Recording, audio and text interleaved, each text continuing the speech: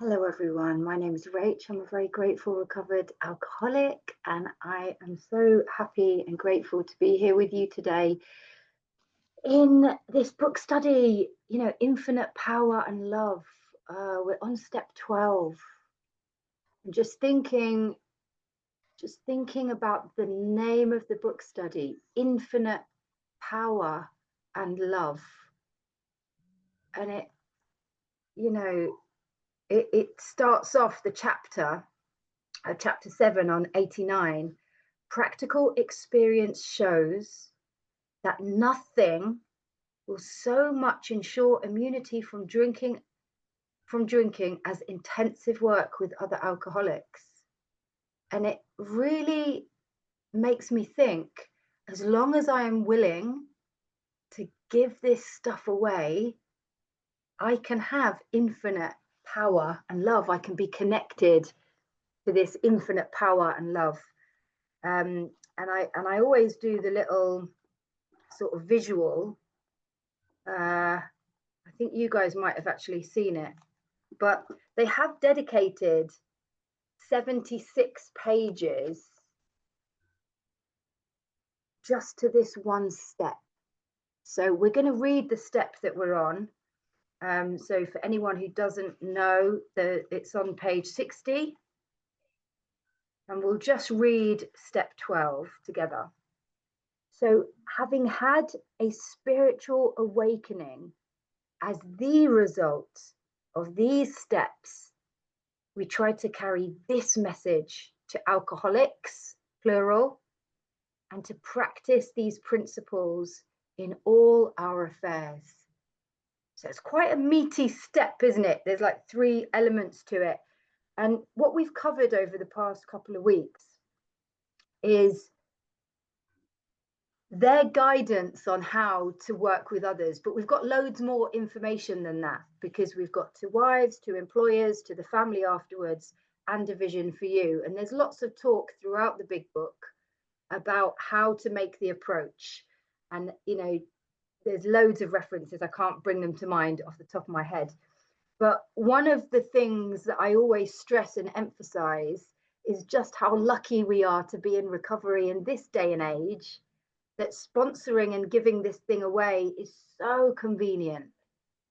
We literally can sit in the comfort of our own homes and open our computers and open Zoom and sponsor people from far and wide.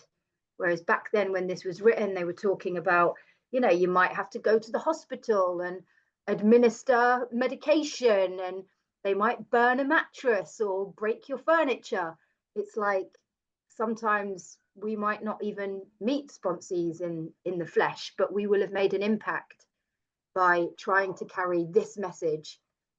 Because, hopefully by this point, our sponsees, if they've done this fearlessly and thoroughly, we are promised, aren't we, a spiritual awakening. And it is just incredible. And we've got the step 12 promises on page 89. Life will take on new meaning, to watch people recover, to see them help others, to watch loneliness vanish, to see a fellowship grow up around you, to have a host of friends. This is an experience you must not miss. We know you will not want to miss it. Frequent contact with newcomers and with each other is the bright spot of our lives. And I've got in my book here, I must have done this on a book study and I can't remember where I got it from, but on page 89, I've got, it's gone from we to you. It's now on us to carry this message, so that the language has changed slightly. It's like, right, we've had this spiritual awakening. Now you go out and carry this light for someone else. So yeah, there's lots of great information in this chapter that we've read already, and some of the things are a little bit out of date, like I said. So we'll pick up where we left off on page 101, and it was just saying about, just at the bottom of the page, assuming we are spiritually fit on 100, we can do all sorts of things that alcoholics are not supposed to do. And the very important line there, the second paragraph down on 101, says, We meet these conditions every day. An alcoholic who cannot meet them still has an alcoholic mind. There is something the matter with his spiritual status. I've got a little reference there to page 52, the bedevilments page. There's something missing in someone's program if the promises aren't coming true. And we're in step 12, and in step 10 it says the problem has been removed. I'm in a position of neutrality, safe and protected. I've sworn off. So if you do find for yourself or someone that you're working with is not able to stop, to go back and look at what parts of their program maybe they're not working to their full ability. So his only chance of sobriety would be someplace like the Greenland ice cap. Hi, Dolores. We're on page 101. And even there, an Eskimo might turn up with a bottle of scotch and ruin everything. Ask any woman or person who has sent her partner to distant places on the theory that he would escape the alcohol problem. In our belief, any scheme of combating alcoholism which proposes to shield the sick man from temptation is doomed to failure. So this is a strong warning, isn't it? They know from experience it's doomed to failure. And they've just talked about this alcoholic mind. There's another little reference actually that we could put, because I just read it with a sponsee today. It's on page 23, and it says, first or second paragraph, it says, these observations would be academic and pointless if our friend never took the first drink, thereby setting the terrible cycle in motion. Therefore, the main problem of the alcoholic centers in his mind rather than his body. And I think that's a really powerful bit to always acknowledge, because sometimes people misunderstand it with the craving. There's like, oh, I'm craving a drink, and it's like the craving is the phenomenon of craving which gets set off by the allergy. It's the problem of the mind and my unmanageability which takes me back to a drink, and my powerlessness. So in our belief, doomed to failure. If the alcoholic tries to shield himself, he may succeed for a time, but he usually winds up with a bigger explosion than ever. We have tried these methods. These attempts to do the impossible have always failed. So there's too many places in my head where it says, we can stop for a time, but then the relapse is even worse. Well, there's the doctor's opinion. There's lots of places, but the doomed to fail and always failed is like a really strong lesson, isn't it? That we need this spiritual solution. I can't do this by myself. I'm an alcoholic. I'm going to go back to a drink if I don't have this spiritual solution. So our rule is not to avoid a place where there is drinking. And then this is in italic. So they really want us to pay attention if we have a legitimate reason for being there. So they're talking about in this bit that we can go anywhere, and the bottom of page 100 as well. We can go anywhere, we can do anything if our spiritual status is fit. And where's that other bit? Oh yeah, it's on the next page. So that includes bars, nightclubs, dances, receptions, weddings, even plain ordinary whoopee parties. I don't know what, it's not in this original, but a whoopee party is, somebody probably knows in this book. I've researched it before, but I haven't got the definition in here. I think it's just like a American name for like, woohoo, a whoopee party. Or did somebody say it was like a Tupperware? I'm not sure. Somebody might know. To a person who has had experience with an alcoholic, this may seem like tempting providence, but it isn't.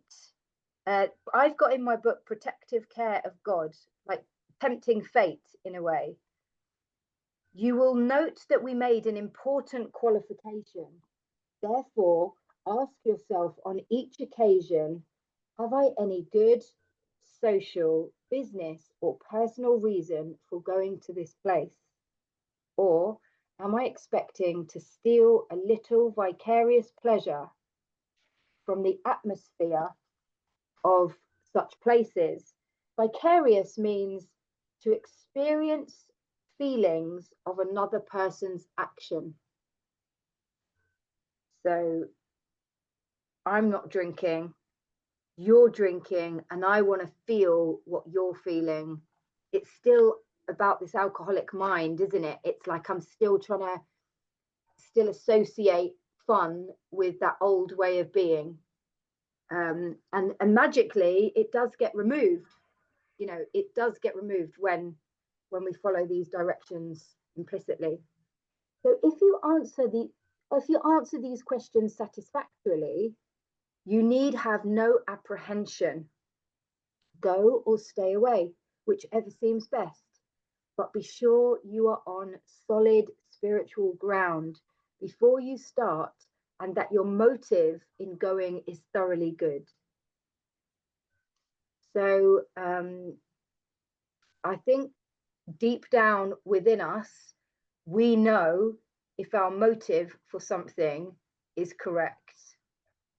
And I've heard so many stories about people relapsing, and they kind of already knew.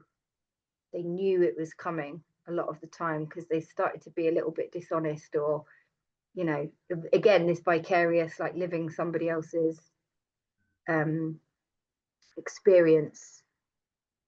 So do not think of what you will get out of the occasion. Gosh, I've got this bit in my book. I've got it highlighted.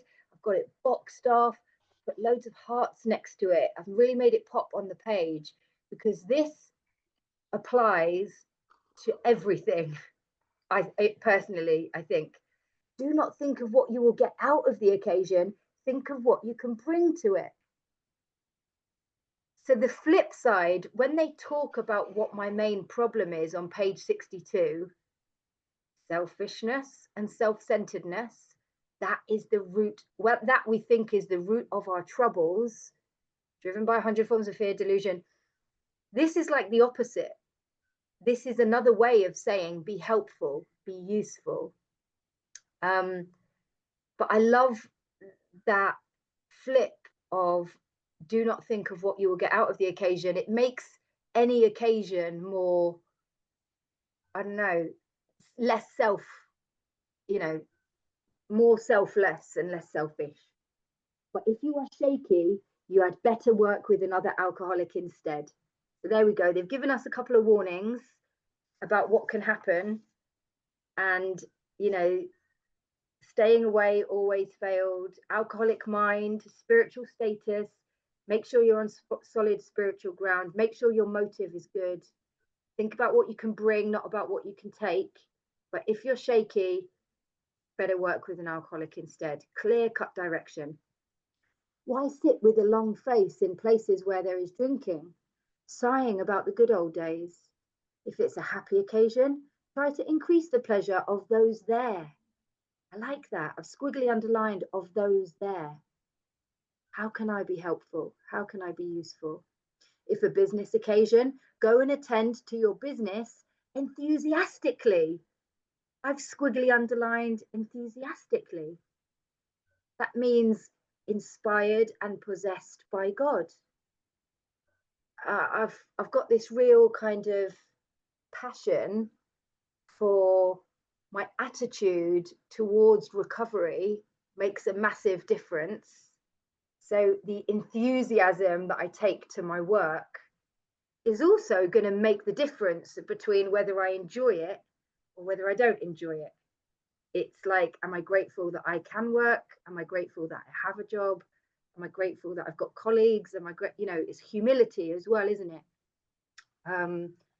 It's not always easy. I'm not saying it's easy, but if we can get into this new way, these principles by which we live now are so life-changing in all of the aspects of our life. So if you are with a person who wants to eat in a bar, by all means go along. Let your friends know that they are not to change their habits on your account. At a proper time and place, explain to all your friends why alcohol disagrees with you. If you do this thoroughly, and I've circled the if and squiggly underlined the thoroughly, this is especially helpful with newcomers because it's such a big deal when you first come into recovery, isn't it? And you have to tell people that you're in recovery, and it's like, well, all I've ever done is drink. How am I gonna, people are gonna know? It's gonna be awkward, it's gonna be weird. And it says, if you do this thoroughly, few people will ask you to drink. So there's a way, isn't there, of saying, I don't drink anymore, it disagrees with me. While you were drinking, you were withdrawing from life little by little. Now you are getting back into the social life of this world. Don't start to withdraw again just because your friends drink liquor. Hi, Lynn. Great to see you. We're just on page 102. Don't start to withdraw again just because your friends drink liquor. Oh, I forgot about this bit in the book, actually. Your job now is to be at the place where you may be of maximum helpfulness to others. So never hesitate to go anywhere if you can be helpful. And I've done a little cross-reference there to page 77. I'll just read it out because it never gets old. It just sums up our whole program. And it's 3 lines down on page 77. Our real purpose is to fit ourselves to be of maximum service to God and the people about us. Beautiful. Where was that other bit? I was just thinking of another one that jumped into my mind. Oh yeah, it's on page 97. Why do I feel like I've read this today? Helping others is the foundation stone of your recovery. A kindly act once in a while isn't enough. It wasn't actually that bit. It was back in a different bit. It said the constant thought of others. And it's just such a reoccurring thread in our book. One day, I'm going to go through the big book and try to mark down all of the places it says, be helpful, be useful, maximum service, think of others. And it's just, we'll be blown away, won't we, by the amount of different ways Bill said it. So we did a little reference to 77 there on 102. You should not hesitate to visit the most sordid spot on earth on such an errand. Oh yeah, I like that it says your job now, and then this errand. It's like action, it's like work. And it's just brought to mind another place on page 63 in the step 3 promises, where it says we have a new employer. Oh, let me go to it so I don't paraphrase. It says, when we sincerely took such a position, all sorts of remarkable things followed. We had a new employer. Being all powerful, he provided what we needed if we kept close to him and performed his work well. Be useful, be helpful. And that made me think of where we just were when it's talking about what is my job now? My job and this employer, God is my new employer. And I'm not rewarded in money anymore. I'm like rewarded with peace and serenity, which is priceless. It's like the more I give away of my time, my love, my energy, just my experience and clear-cut direction out of this book, remarkable things do happen. It says that remarkable bit in this step as well, doesn't it? And where did we just start? Oh, sorry, on page 100. Does it say remarkable in there? Oh, no, it doesn't, but it kind of, I'll just read it on page 100. Oh, no, it does say remarkable. I knew it. If you persist, remarkable, second paragraph down. If you persist, remarkable things will happen. When you look back, we realize that the things which came to us when we put ourselves in God's hands were better than anything we could have planned. Follow the dictates of a higher power, and you will presently live in a new and wonderful world, no matter what your present circumstances. I love that as a promise because it says presently twice, as in like I'm going to be present and it's a gift and I'm here and I'm grateful. And yeah, so you should not hesitate. The errand. So we're back on page 102. Keep on the firing line of life with these motives and God will keep you unharmed. Many of us keep liquor in our homes. We often need it to carry green recruits through a severe hangover. Some of us still serve it to our friends, provided they are not alcoholic. But some of us think we should not serve liquor to anyone. We never argue this question. We feel that each family, in the light of their own circumstances, ought to decide for themselves. So again, just thinking back to the time that this was written, you know, I can imagine that transport wasn't so easy. We didn't have so many facilities. There weren't as many places for detox. And so maybe they did need to kind of help give people alcohol to help them wean off but we luckily don't need to do that anymore. It would be unsafe of us to try to pretend to be doctors or whatever. But again, it's like another blessing, isn't it, for us? And it says that each person can decide for themselves if they have other drinkers in the house. You know, we are careful never to show intolerance or hatred of drinking as an institution. Isn't it funny how that can happen, though? That, you know, being the absolute train wrecks that we were, can all of a sudden be like, well, why are there so many gambling adverts and adverts about booze every Christmas? And it's like, you literally were an advert of how not to drink. You know, you were like you came with a safety warning of like, don't drink like this. It says experience shows that an attitude is not helpful to anyone. Every new alcoholic looks for this spirit among us and is immensely relieved when he finds that we are not witch burners. A spirit of intolerance might repel alcoholics whose lives could have been saved had it not been for such stupidity. We would not even do the cause of temperate drinking any good, for not one drinker in 1,000 likes to be told anything about alcohol by one who hates it. And I kind of like that it says there stupidity, you know, because we are alcoholics, we are addicts, we understand that you look at me with judgy eyes and you're not going to see me for a while. I'm going to be drinking by myself, which, yeah, it ends up for most of us being like that anyway.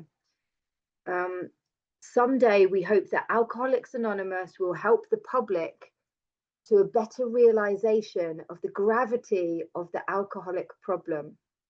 But we shall be of little use if our attitude is one of bitterness or hostility.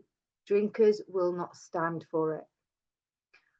After all, our problems were of our own making. And then we've got this in italic as well. Bottles were only a symbol. Besides, we have stopped fighting anybody or anything. We have to. There's a must, isn't there? We have to. So I had to reach out and ask a couple of people about this because I was like, well, our problems were of our own making. I was like, yeah, but if I'm an alcoholic, I'm powerless over it. I've got this illness. How is it my own problem? And someone came back to me and said, our own making is, I've got 62 next to it because it's my selfishness and self-centeredness that is the root of my troubles.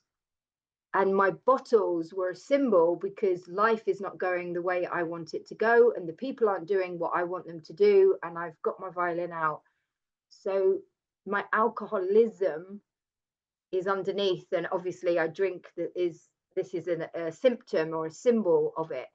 But actually my problems were my selfishness and my self-centeredness. So I thought that was quite interesting. So we are going into, let me just look at my other book, because we are going into Two Wives. Oh, let me just see if this has got one of my books has got more.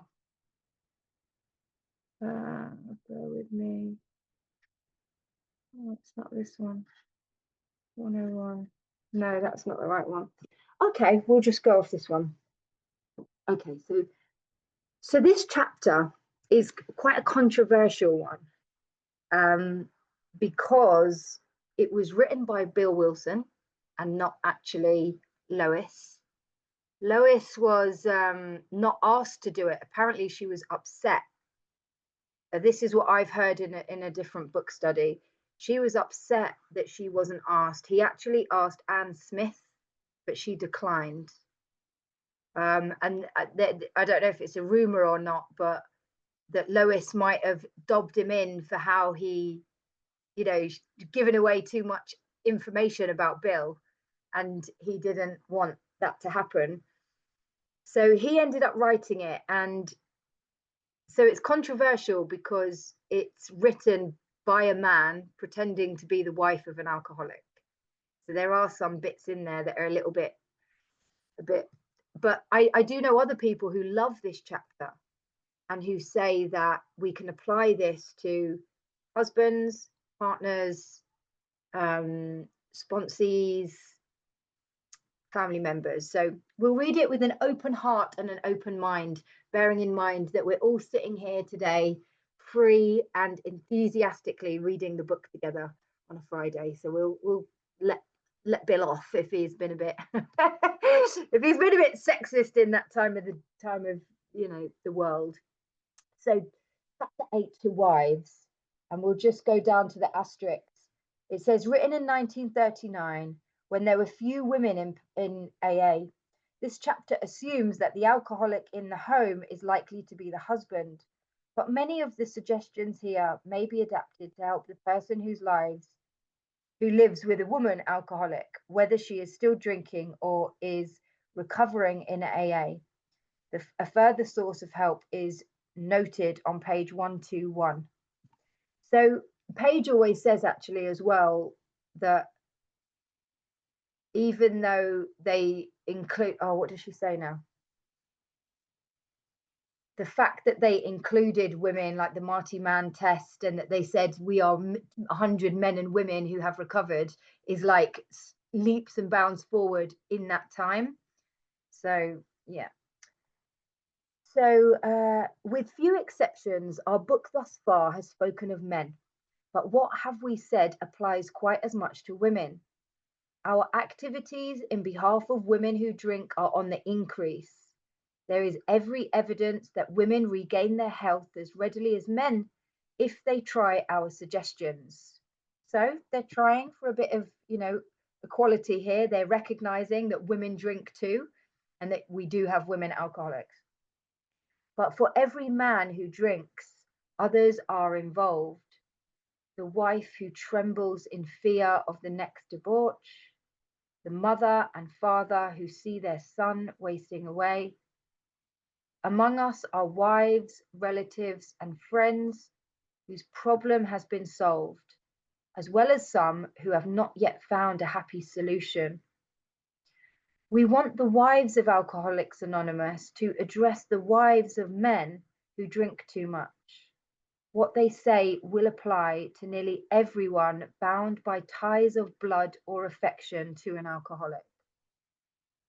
So I do love thinking about how this all started off, the history of AA and Al-Anon, and thinking about this house that was given to them as a place where 200, is it 50 to 200 persons they had those people that gave them the house, and it was a little hub for AA.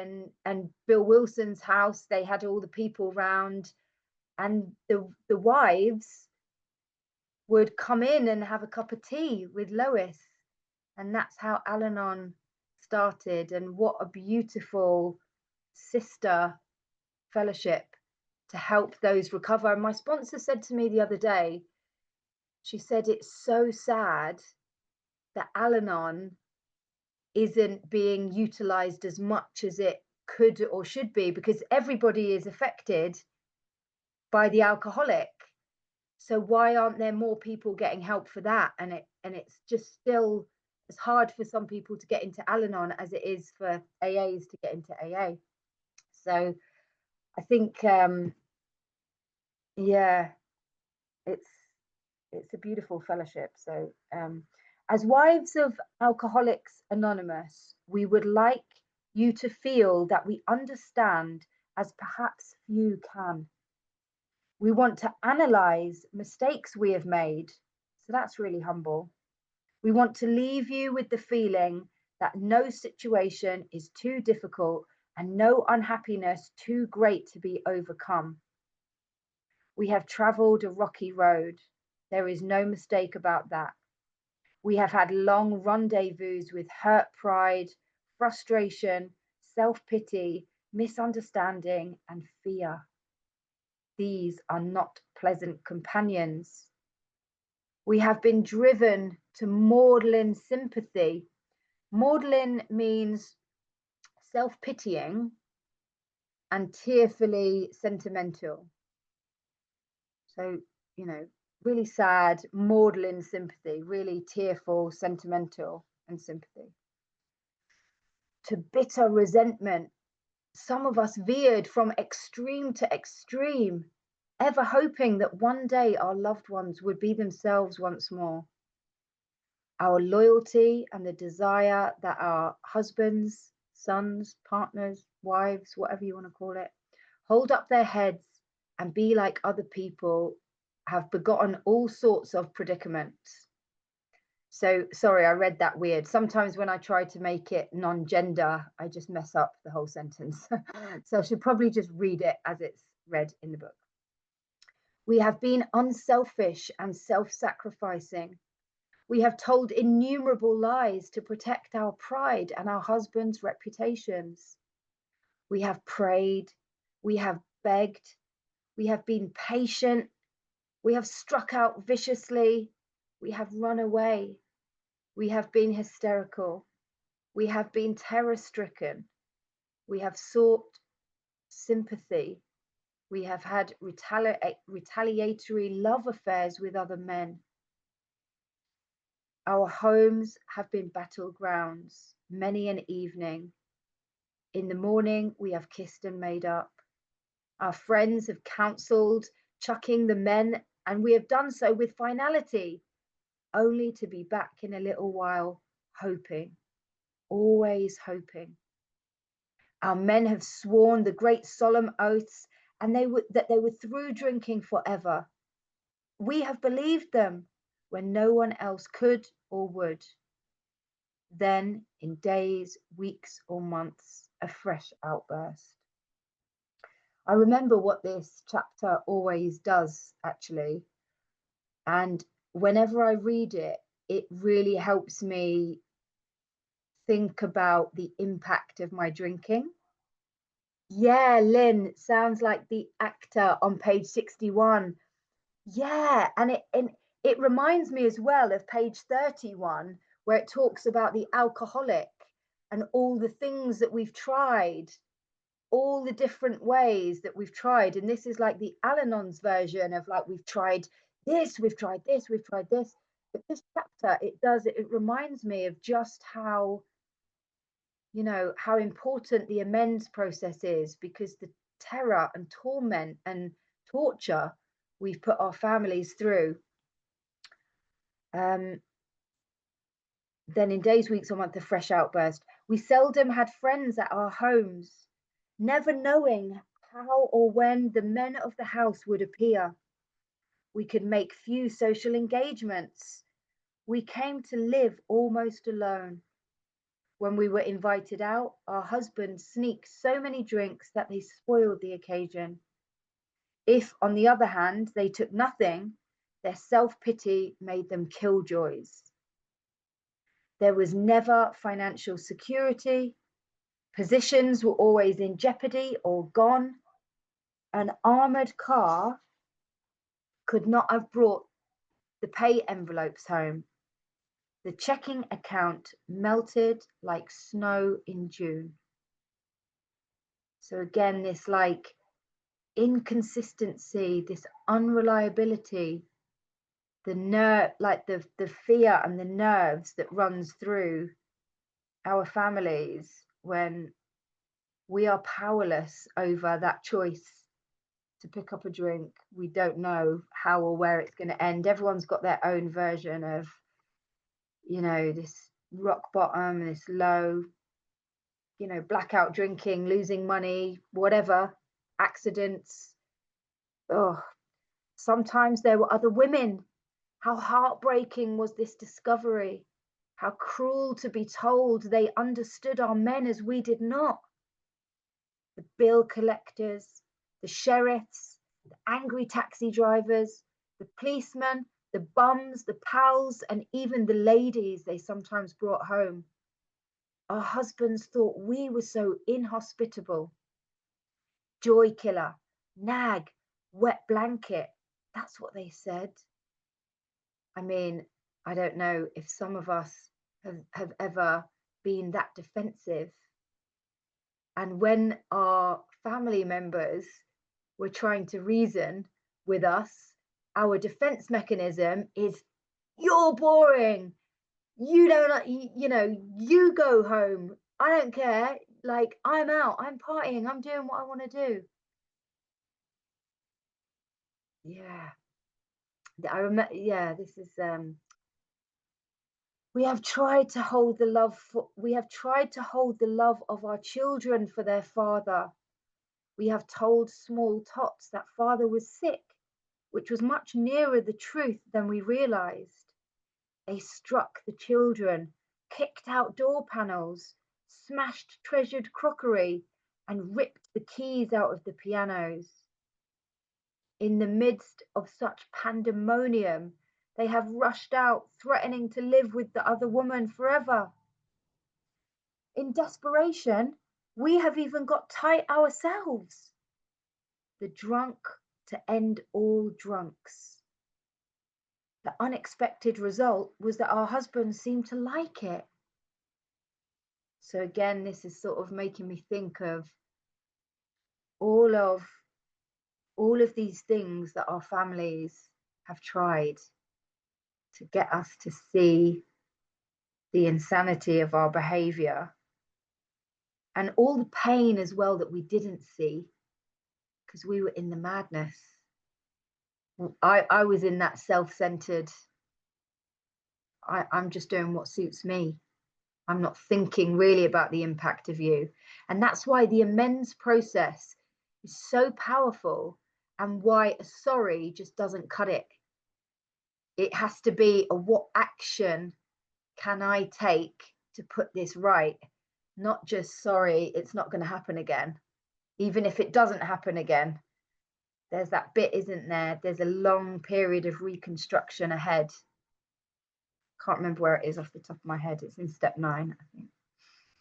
So perhaps at this point, we got a divorce and took the children home to father and mother. Then we were severely criticized by our husband's parents for desertion. Oh, the poor partners, it's like they can't win. Usually we did not leave. We stayed on and on. We finally sought employment ourselves as destitution faced us and our families. So, you know, this old school narrative about the men going to work and the women staying at home, you know, I don't know what times were like back then in that case, but you know, if that was the case and the wife is at home with the children, and then now having to go out and work as well because the, you know, the breadwinner, if that was the husband, it's just that it builds resentment, doesn't it? You can't, you need an equal partner to help you bring, you know.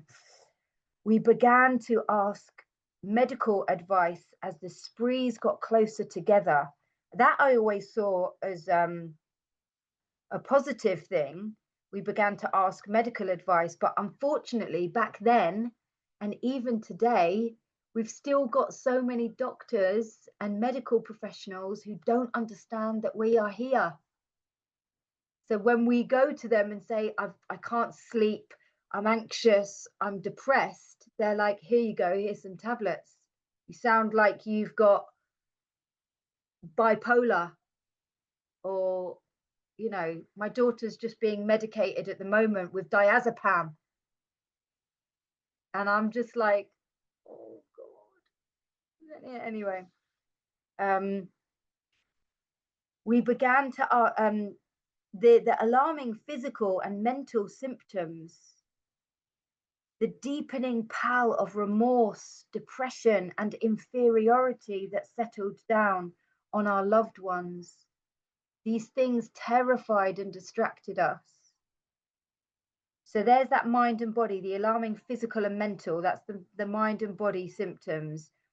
A deepening pall, that word pall, I looked it up, and it's like the big sheet they put, the big piece of material over the coffin, or a big piece of fabric that blocks out the light. So this deepening pall of remorse, this dark kind of cloud of remorse, depression, and inferiority, because that's what happens to us, isn't it?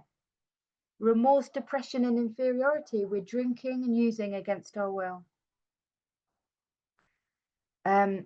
These things terrified and distracted us. As animals on a treadmill, we have patiently and wearily climbed, falling back in exhaustion after each futile effort to reach solid ground. Most of us have entered the final stage with its commitment to health resorts, sanitariums, hospitals, and jails.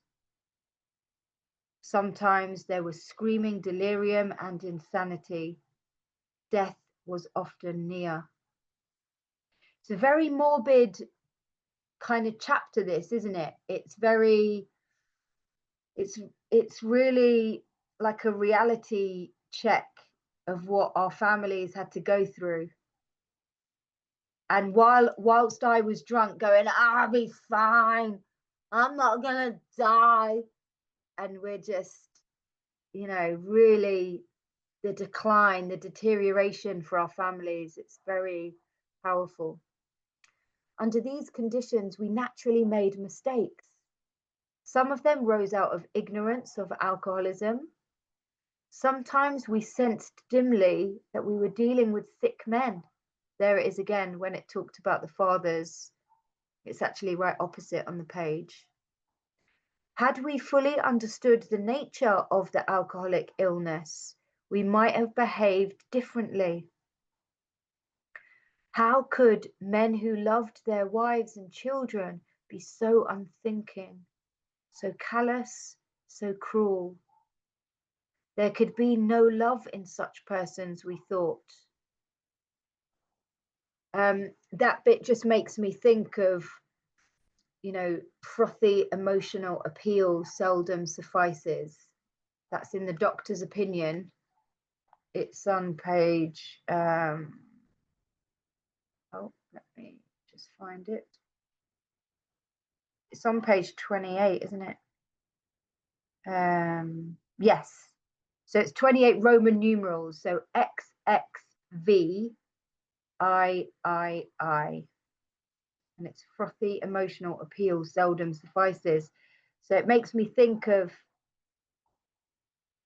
you know, the emotional upset, however that wife or partner was going to react. Like, how could you be so unthinking, so callous, so cruel? Where's the love in you? It's like frothy emotional appeal. I can't. I'm an alcoholic. I'm gonna drink no matter what. I need this thing which is God. And I'm working with a woman at the moment, and I don't know if she wants it, so she keeps on relapsing, and it's like we can't make her have the willingness. It has to come from her and God, you know. And just as we were being convinced of their heartlessness, they would surprise us with fresh resolve and new attentions. For a while, they would be their old sweet selves, only to dash the new structure of affection to pieces once more. That reminds me, I hate it when I don't have my pencil handy because I think of all these cross references and then I'm not writing them down myself. That reminds me of page 23, where it talks about the alcoholic. Is it? Oh no, 21, sorry. 21. And it says, just at the bottom of the page, it says, he often possesses special abilities, skills, and aptitudes, and has a promising career ahead of him. He uses his gifts to build up a bright outlook for his family and himself, then pulls the structure down on his head by a senseless series of sprees. It's like we are powerless to do that. And on page 107, it says,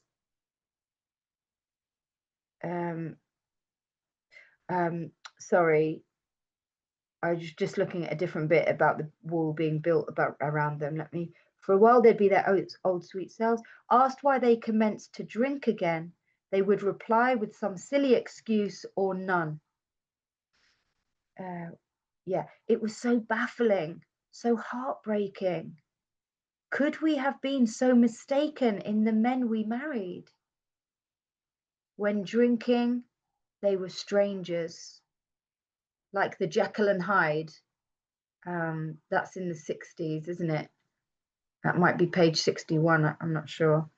Sometimes they were so inaccessible that it seemed as though a great wall had been built around them. And even if they did not love their families, how could they be so blind about themselves? That makes me think of, cunning, baffling, and powerful, and the bit, they are a baffled lot. We don't know why we do this. We're alcoholic. It's only when I understand what I suffer with. What had become of their judgment, their common sense, their willpower? Why could they not see that drink meant ruin to them? Why was it, when these dangers were pointed out, that they agreed and then got drunk again immediately? These are some of the questions which race through the mind of every woman who has an alcoholic husband. We hope this book has answered some of them. Perhaps your husband has been living in that strange world of alcoholism where everything is distorted and exaggerated. Oh my gosh, who can relate to that bit? Distorted and exaggerated. We call it the madness, don't we? For a reason. You can see that he really does love you with his better self.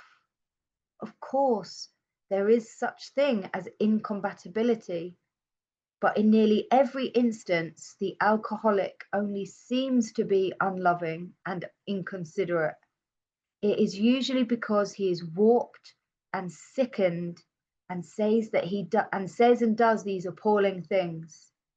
I really like that they've used warped, like twisted, bent, out of shape, contorted, like and it's double meaning of like the way we look at the world is warped, everything has been exaggerated and distorted. It's so sickening, isn't it, what alcoholism and alcohol or mind altering substances do to people. It takes away our spirit and our aliveness, and we turn into these zombies.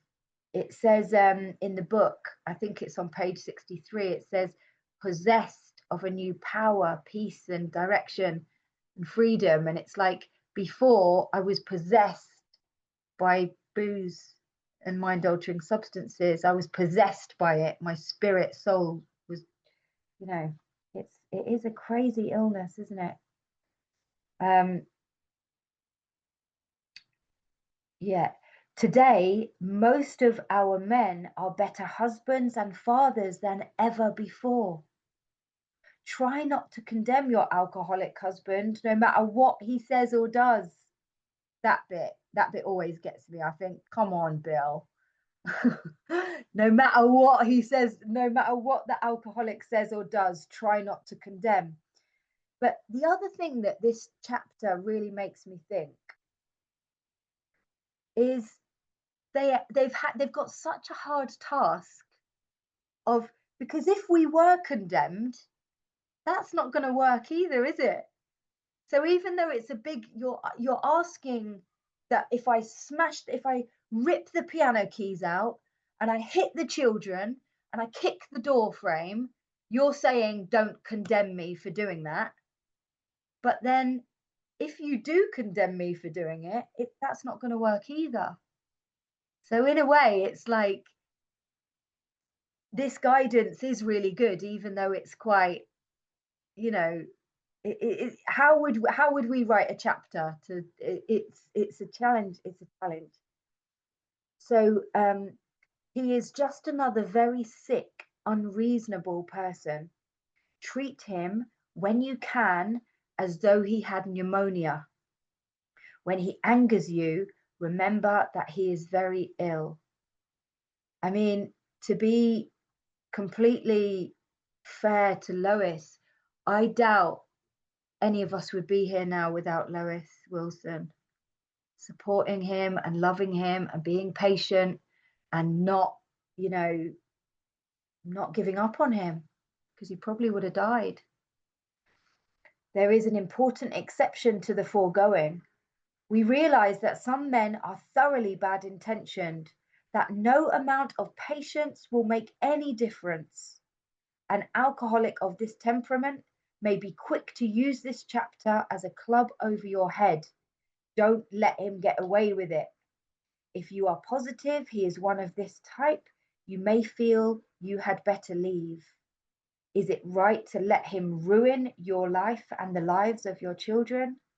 Especially, I kind of love this bit, especially when he has before him a way to stop his drinking and abuse, if he really wants to pay the price.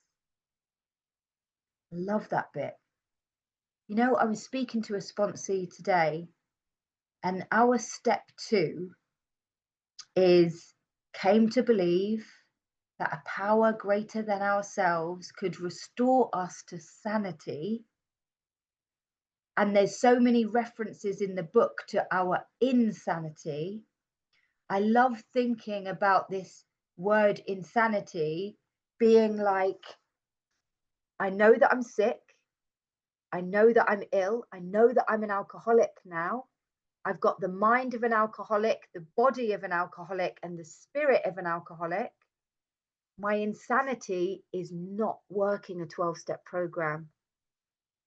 So even if that bit of my 12-step program might be sponsorship, it might be prayer, it might be meditation, it might be inventory, for me, it's insane of me not to work a 12-step program when the solution has been placed at my feet. So I love the kind of simplicity of that I can either have permanent recovery, like they refer in the foreword to the second edition, or I can have permanent insanity, which is I'm not picking up the tools. So I love that concept. And here it kind of says, I like the fact that Bill Wilson has even written, don't let somebody manipulate you with this chapter by saying, it says don't hassle me, don't, you know, I'm just ill. You know, we've got to use our initiative and our God. This is why Al-Anon is so important, because they're taught to let go with love, let go with love, let go with love. So we're going to finish in a couple of minutes. I'll just read a bit more. The problem with which you, oh, actually, I'm not going to carry on because this bit's going into the 4 different types of husband. So we'll call it, we'll stop right there. I'll just stop the recording. Thank you so much for being here, all of you.